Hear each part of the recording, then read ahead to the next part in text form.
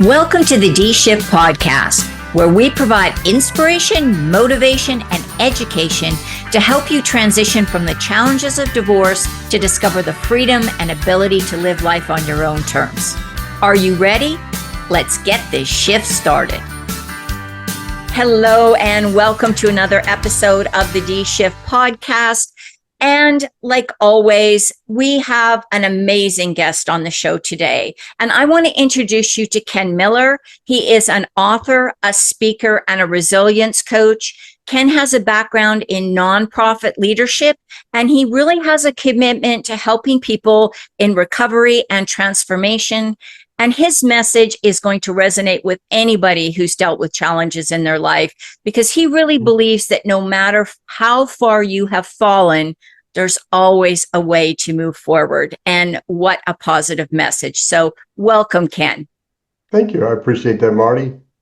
And I like to start every podcast with having you tell your story in your own words so that our listeners can really understand where your expertise and experience and just where your message comes from. So would you mind sharing with us a little bit about what got you to where you are now? Sure. I'll give a short version of the story.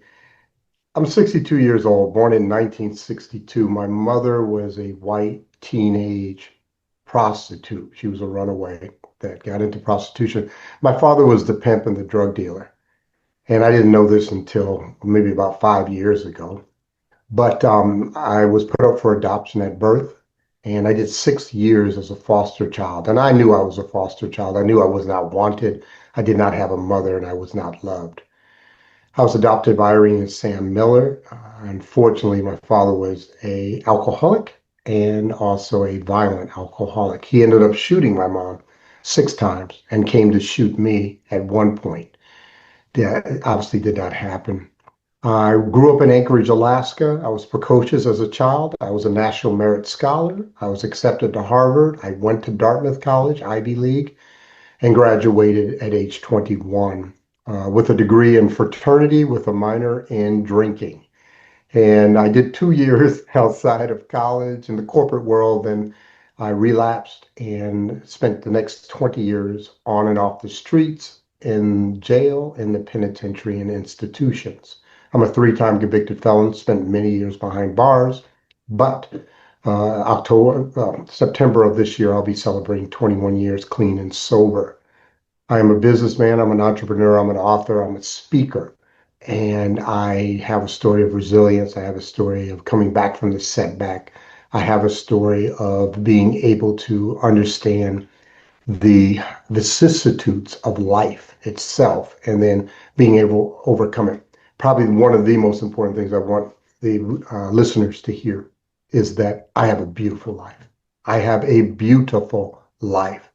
And for so many decades, I did not have a beautiful life. Yeah. And nor was I a beautiful person. So.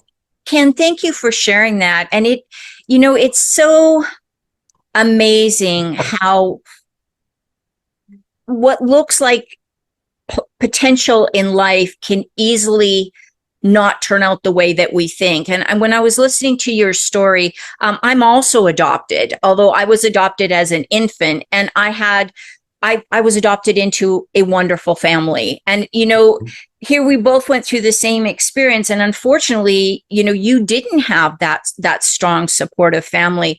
But how do you feel when you tell your story to people? How do you feel most people respond? Because, let's face it, you have had really, really a difficult life. Although there was moments of real opportunity there, I'm guessing. Many times when I speak, it's one of disbelief.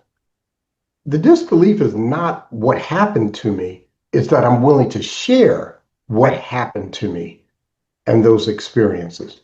I had a lot of shame-based behavior. And for most men, and I'm not even going to say most Black men, we do not talk about shame-based behavior. Right? We do not talk about our foibles, our faults, and or our humanness. A lot of people are impressed by the truth and the transparency when I speak. I always have people come up to me afterwards and want to talk to me more. Always. Right. And I've always appreciated, I always try to give as much as I can within the parameters of the conference or the speaking engagement itself. And then I'm always, my big thing is to give back today, is to give back. Right. And because I've been blessed. I just cannot explain that enough, but I've been blessed. So anyway, that's a lot of times shocked, awe, you could say impressed. Um, and then let me say one other. There's another group that many times when I speak, I'll see people in the crowd or in the audience who are crying because I'll open doors that, not unfortunately, they have to open that door. This happened to me. Yeah, that happened to me too. Right. And it's very important. Many times when I see those individuals, I will go up to them after the talk, if I see them, and share with them or just talk with them and empathize when I see something resonated with you. If you want us to talk about it, I'm more than willing to listen. If not, I just appreciate you being here and that I see you and I acknowledge your existence. Right. Yeah. And I agree because, you know, we've had a couple of people on the podcast who have been really open and honest and talking about these experiences, and especially with recovery and getting Mhm. through, addiction problems. And Mhm. interestingly enough, both of the previous guests that spoke about this were also men who came on the podcast. So Wow. I think that's really positive because I, well, for men and for women, though, to also hear, especially your story where you went through so much. I mean, it wasn't just the addiction, it was Mhm. incarceration, it was a very difficult youth, and then a very difficult time spent with your family where there was violence and all this stuff. I mean, it's like you had sort of every bad experience in your life, as opposed to most of us, which may have had one or two difficult Mhm. challenges. It seems like you've just had a whole lot. So how were you able to make that transformation for yourself, Ken?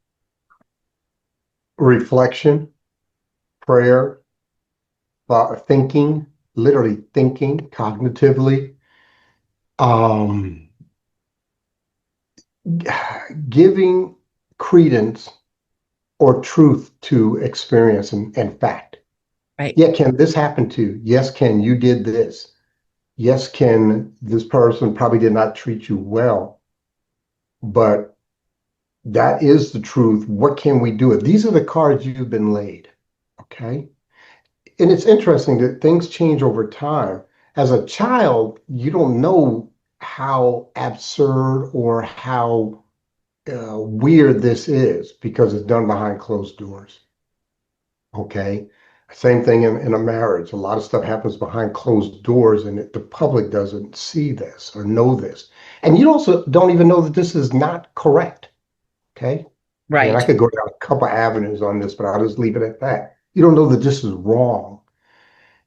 One of the key components of we can call it recovery, but it's part of my book, Becoming Ken, who I am today. I'm not ex-addict. I'm not ex-convict. I'm not less than. I'm Ken. I'm a kind and gentle man. That's who I am today. But a big part of it, and again, there's so many avenues we can go down to, but a big part of it is forgiveness. I've forgiven every individual that's caused harm or pain to me or my loved ones. I have. I've forgiven them. And I don't do it because I'm a God or that I can, anoint you with forgiveness. I do it because it's the right thing of God, and it also makes me more well Right. when I get that forgiveness. So Yeah, I based on love. truth, I'm go ahead. sorry, I stepped on you there. I think we No, got a no. we got a slight little delay. I think that I've always heard this, and I really believe this, that forgiveness is not for the other person; it's for yourself. Because if you're carrying that anger and that animosity, that's eating away at your ability to be the best person you can be. It's for three entities. There's three components to the forgiveness. And one of the components, yes, it works on me, but one of them also is the other individual. That individual, for whatever reason, was either damaged or hurt at that point. when they engaged in the activity that harmed you. Okay. So for me to say that that individual, and I have, I forgive you. I don't forget it and I still, remember it, but I don't harbor this emotion connected with the event or Right. circumstances, or even more, you as a person. I wish you success. I hope you have opportunity to deal with ever the pain or the underlying situation. I've said these words. Then there's also a relationship with self, relationship with others, and then a relationship with God. And if you so believe in a spiritual entity or a God, is the term I will use, I'm getting right with Him because Right. literally I believe He's forgiven me. Yeah. So I appreciate that distinction. Now, one of the things that I know that you believe in, and that you believe that is essential for that moving forward, is to really face the truth. And I think so. Even if we take issues where there may have been domestic violence or some kind of abuse in a relationship, even if we set those aside or don't, there is a sense of, in most relationships, you make some choices that ultimately have an impact on how the relationship goes. And that may be choosing to stay after the first act of violence. That Mhm. doesn't excuse the person being violent, but it also, you did have a choice. There are choices that are made within every situation. What does kind of recognizing that truth, what does that do for a person when you're able to do that? First of all, I truly believe there are innocents. Children in most cases have no causation in the violence that is done to them or the sexual impropriety that's done to them. They have no causation. That's just my, No, remember, I everything I agree. talk And about is my opinion. Okay. thank you for clarifying that. And I should have Yes. said adults. Yeah. Yes. Many Or adults that have times, the capacity yeah, to make yeah, no decisions. problem. Yeah. Right. Yeah. Many times, though, let's talk about adults. And we're talking, many people, I've been through a divorce and I understand divorce. I had causation in a lot of what happened in that. And like you said, I had will to make changes or do something different. Okay.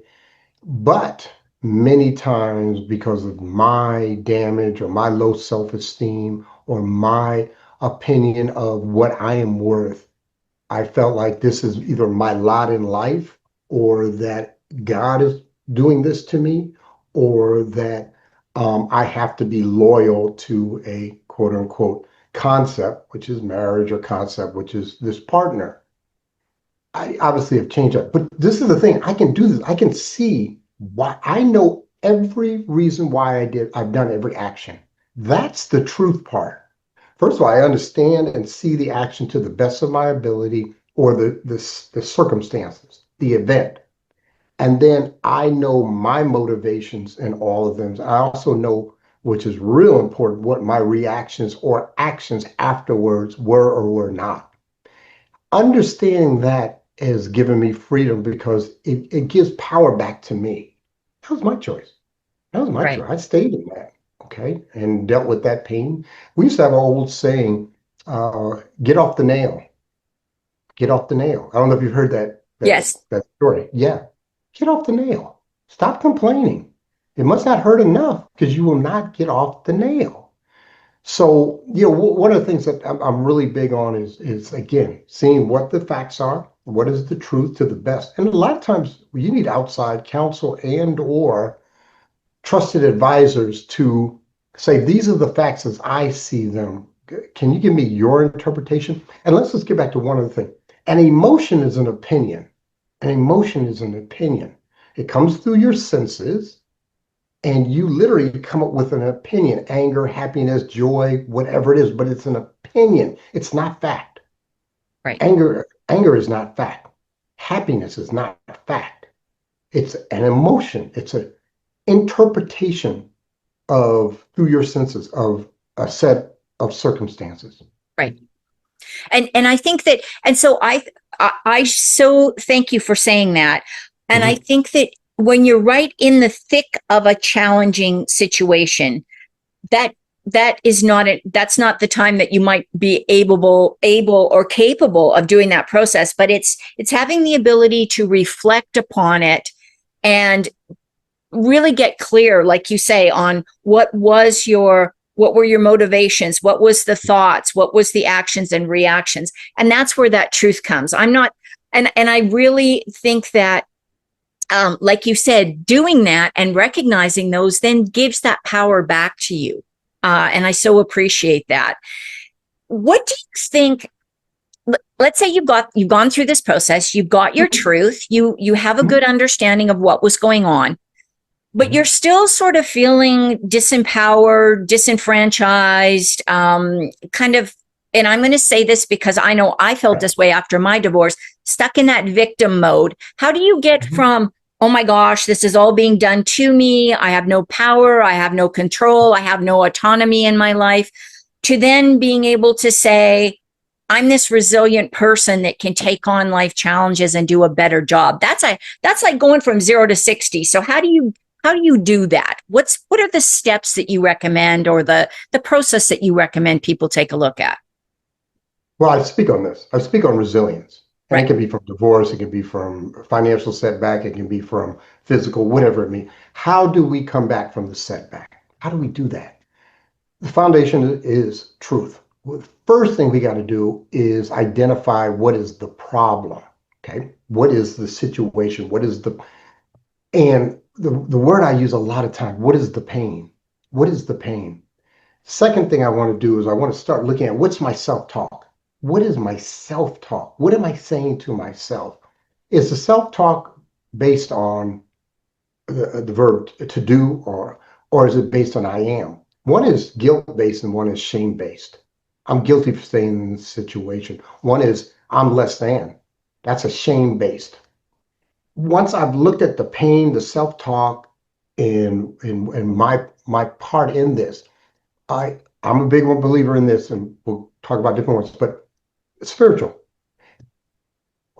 Can I turn to a spiritual entity or an outside trusted person and become accountable to a different direction? I want to take small steps. I want to take small steps. If possible, sometimes we need to take big steps, okay? But we take small steps to validate my worthiness, to validate my worthiness. Another thing that I teach and talk to is get outside of self. Because if I'm in pain, emotional pain, it's about me. It's about me. Well, why don't you go down to the mission and serve a meal? Why don't you go down to the women's shelter and talk to, if you're not in there, talk to one of the ladies in there, or do some volunteer work there, whatever it may be. But get outside of self, Yeah. because it's about my pain. It's my pain. And then, and a big one on this is, with outside counsel, usually outside counsel, come up with a plan and then work the plan. What is the plan for me to grow from this? And then the other thing, and we'll talk about this, take away the power of the secret. Take away the power of the secret. Yeah, he went outside the marriage with another woman. Talk to somebody about it. It can be a pastor, it can be a trusted friend, Mm-hmm. but get it out inside here, because you are now encapsulating that as many times being shame-based. It's because I'm less than that he did this. No, he did that because he wanted to do that. I'm a big one on this. I can get a little passionate about this, but also, and this is going to take time. The forgiveness takes time. Oh, one other thing is, I teach this thing called gap control. What I mean by that, the input comes in, he says something, she says something, does something, da da da. Can we put a space between the input coming in and our action? Yes. Because if not, it's a reaction. And many times we're doing it based on emotion, which is not truth.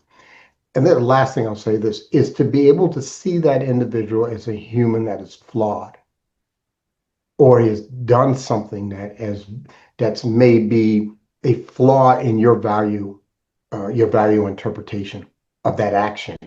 But the person made a mistake. Yeah. I've made a lot of them. And so I can give humanness to others. Yeah. Thank you for that. And Ken, that's just so that's just so empowering because it's all about what you can do. You don't have to rely on anybody else. Yes, you need some outside guidance and support, but you Mhm. don't have to rely, you can do this work. You've got the power within you. And I've got to tell you how much that gap control is so important. That's one thing I work with my clients. Preparing them for divorce mediations, preparing them for conversations is taking things in, do some reality checking on what your response is going to be, and then make a choice rather than reacting. So I really do appreciate this. When you are talking to people, um, what is the time? This is the question I always get. So I'm going to put you on the spot because this is a tough one. What is a realistic timeline for somebody to go from that sense of feeling, to use your words, I'm at my rock bottom, to finding my purpose? And I know everybody's different, but I get this question all the time. How long is this going to take me to get back to feeling really good about myself when I feel like I've hit my rock bottom? It's unique to the individual. A lot of it has to do with how damaged you are. And I don't say that in a pejorative way. I'm not saying that you're bad. You're damaged. There's damage. And what the damage is your interpretation of the world is damaged. Your interpretation of the outside world and your interpretation of your worth and what we call efficacy of self, my Right. competency to do life. Okay. And am I lovable? Because I have all this evidence, quote unquote, that I'm not lovable. Yes, you are. You're a child of God. You are lovable. And anybody who's listening, I want to make sure you hear that. You're hearing it from one person you don't know, but you know me. In a way, you know me. You're listening to me. So for example, for me, I was very damaged, very damaged. 20 years on the streets. I mean, I was the panhandler on the streets and penitentiary, years in the penitentiary. I was damaged in my interpretation of the world, the threat of the world, and my interpretation of my worth because I had a long succession of bad decisions. So I expected that's all I would do for the rest of my life, which I did not expect to have too many more days on this earth when I went in because I was that damaged. So it took me, I would say 6 years to get to 80% of where I'm at today. And I want people to hear this too. After all that damage, I'm not working on me. I'm not working on me. I am cool with Ken. I'm a good person. I'm kind. I'm gentle. And so what does that mean? What do you do now? I just give back. I mentor young Black men all over this country. I teach for free. I do podcasts like this just to share. I wrote a book. I speak on stages just to give back. Yeah. Okay. That's the other thing. It's all right to be well. That's another thing I want people to hear. It's all right to be well. You don't always have to have a problem. You don't always have to be the victim. And this is another one. When you're telling a story, are you the victim or the hero? Yes. Most of the time, I'm neither. I'm just a human. I'm just Ken Miller. I became me. Right. And sometimes I'm the hero in that instance. And sometimes I've been the victim of things, but I don't say I am a victim. I was a victim of this violence or a victim of this shame-based behavior, but I'm not a victim. And I'm not Yeah. a hero. Yeah. Yeah, Ken, we could talk for forever. And I honestly can, because you are such an inspirational person, but not but, and you also are very reality based, which I find, we tend to hear motivational speakers and they're very woo up there in the clouds. And it's just so wonderful to hear your really practical and lived approach to coming through extremely challenging situations. And that's why I thought your message was, first of all, I just admire what you're doing and all the work that you're doing, good work you're doing out in the world. But also, I think that your story is really one that people are going to go, yeah, that is really something that I want to do in my life. Now, you may not have big issues like Ken has had to deal with, but that doesn't mean they're not issues that you're dealing with. So this isn't a comparison deal. Like my pain is worse than your pain, or my damage is worse than your damage. And that's why I love your message, Ken. I really do. So can you just tell us a little bit before we go to kind of the closing part? Can you share a little bit about your book, and I will make sure that that information gets in the show notes if people want to head on over and grab it. So tell us a little bit about Becoming Ken. Well, Becoming Ken, it's a book. It took me almost 3 years to write. It was very difficult. There are times I wanted to give up, but I'm sort of proud that I came through with the process. And there's an integrity because I told people I was going to write this book. I've had people, hundreds probably of people say, you need to write a book. You need to write a book because they've heard some of the incidents. So it's one black man's journey from the Ivy League to prison and back again. And I am back and I'm back again. But really, it's a story, obviously, of my experiences as a child, young adulthood, college, and then adulthood. But it has lessons. That's one of the real key component. It has lessons after each chapter about what I learned and what I suggest or recommend as in dealing with these situations that I have dealt with throughout this journey. And then it's obviously it's a beautiful, and in a way it's a love story.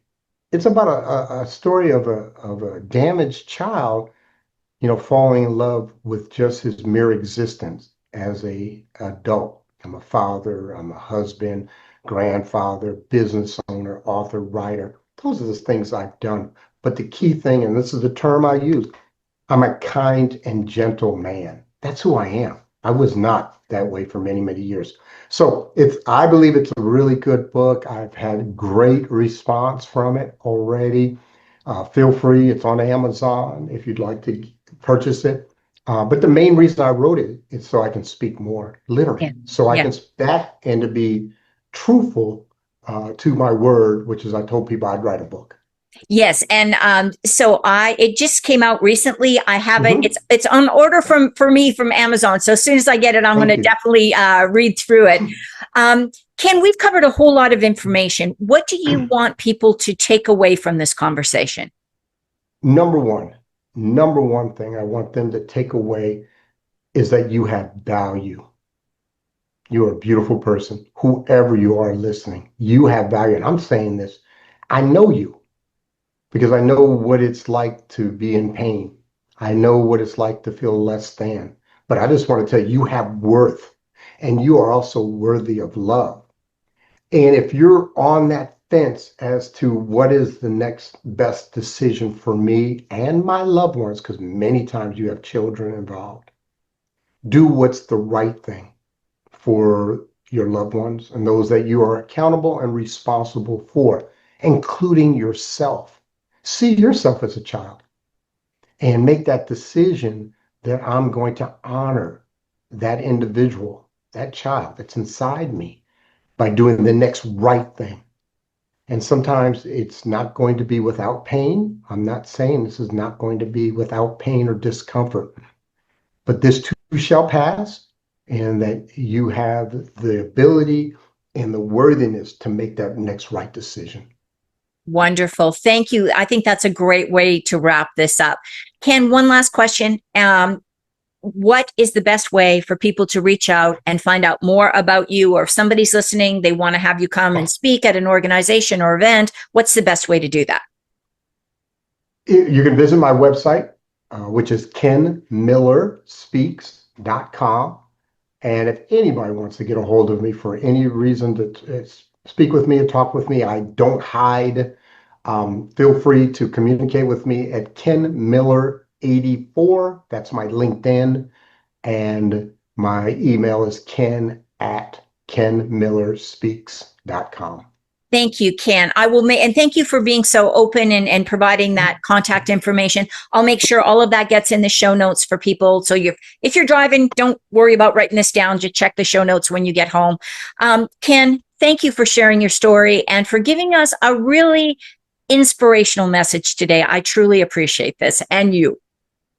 I appreciate that. Thank you, Marty. You have a great show. Thank Well, you. thank you. And I want to thank everybody for listening into the D Shift. I hope you've enjoyed this as much as I have. And don't forget to tune in again next week. Thanks for listening and supporting the D Shift podcast. If you would like to attend live trainings by our amazing guests and have a chance to ask questions and get answers from our experts, join the D Shift crew. For more details and to sign up, head on over to www.divorcecoachforwomen and click on the podcast page.